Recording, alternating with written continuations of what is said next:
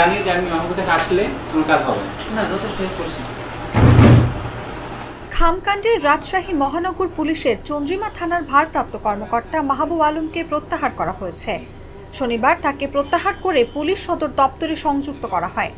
এ বিষয়ে মহানগর পুলিশের মুখপাত্র ও অতিরিক্ত উপকমিশনার জামিনুল ইসলাম বলেন, চন্দ্রিমা থানার ওসির একটি খাম লেনদেনের ভিডিও কর্মকর্তাদের নজরে এসেছে, তবে খামে কি আছে সেটি নিশ্চিত নয়।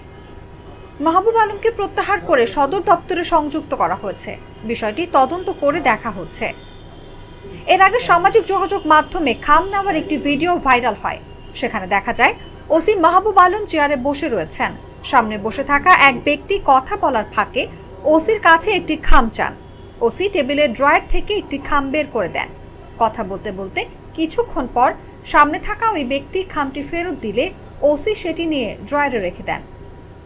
ভিডিওটিতে দেখা গেছে ওসি মাহবুব খাম দেওয়া ও পরে খাম ফেরত দেওয়ার মাঝের কিছু অংশ কেটে ফেলা হয়েছে।